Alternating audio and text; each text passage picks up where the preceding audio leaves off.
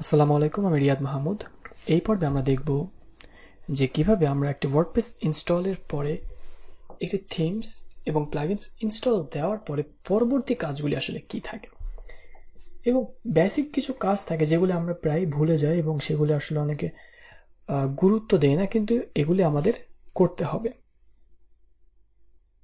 তো প্রথমে যেটা করতে হবে সেটা হচ্ছে সেটিংসে আসতে হবে। আসার পরে আপনার পার্মালিঙ্কে যেতে হবে। পার্মালিঙ্কে আসার পরে এখানে পোস্ট নেম সিলেক্ট করতে হবে, তারপরে সেভ চেঞ্জ। এগুলি কেন করতে হবে, বাকিগুলি কি, এগুলো নিয়ে আমরা আগে আলোচনা করেছি। তো আমরা সবসময় চেষ্টা করব নতুন কিছু শেখার এবং নতুন বিষয়গুলিকে ফোকাস করা। পুরানো বিষয়গুলিকে আমি অলওয়েজ অ্যাভয়েড করার ট্রাই করব, কারণ যদি প্রত্যেকবারই পুরাতন বিষয়গুলিকে টেনে নিয়ে আসি তাহলে ভিডিওর ডিউরেশন অনেক বড় হয়ে যাবে এবং আপনাদেরকে যে শেখানোর উদ্দেশ্য, যে নতুন নতুন ক্লাস নেওয়া, সেই ক্লাসের যে উদ্দেশ্য সেটি আমরা হারিয়ে ফেলবো এবং সেখানে ফোকাস না দিয়ে পুরানো জিনিসে ফোকাস দেওয়া হয়ে যাবে। সুতরাং আপনারা একটা ক্লাসও মিস দিবেন না, তাহলে অনেক কিছু হয়তো সামনে বুঝতে পারবেন না।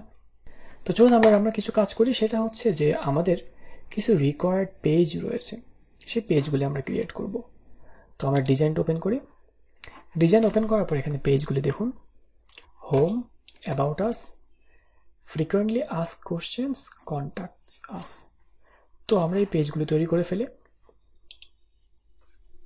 পেজ তৈরি করার জন্য আমাদেরকে অবশ্যই অ্যাড নিউ পেজে আসতে হবে। দেন আমরা লিখি হোম, তারপরে আবার অ্যাড নিউ,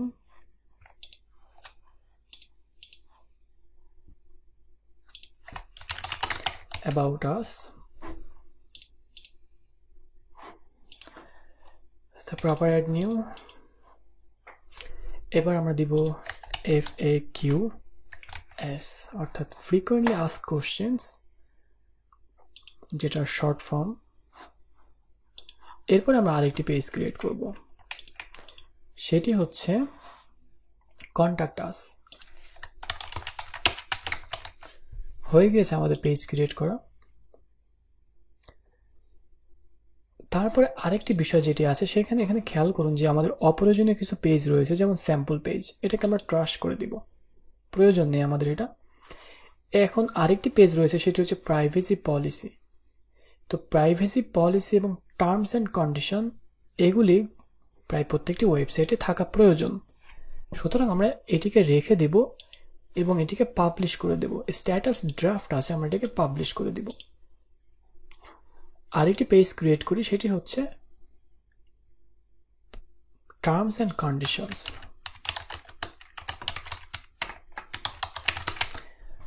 অর্থাৎ এই পেজগুলি মোটামুটি সবগুলি ওয়েবসাইটেই প্রয়োজন হয় এবং থাকে। আর terms and condition, privacy policy, এই দুটা পেজ সবগুলি পেজেই থাকবে। তো আমাদের মোটামুটি পেজ তৈরি করা হয়ে গেছে। এখন আমাদের পরবর্তী কাজ হচ্ছে আমাদের হেডার ফুটার। আর হেডার ফুটার করার আগে যেটা করতে হবে সেটা হচ্ছে টাইপোগ্রাফি। তো এর পরের পার্টে আমরা টাইপোগ্রাফি এবং কালার এই দুইটা ফাইনালাইজ করব। তো টাইপোগ্রাফি এবং কালার ফাইনালাইজ করতে গেলে আগে আমাদেরকে কিছু স্যাম্পল টেক্সট অ্যাড করতে হবে। তো সেটা আমরা পরবর্তী পার্টে বিস্তারিত আলোচনা করব এবং দেখব কিভাবে করতে হয়।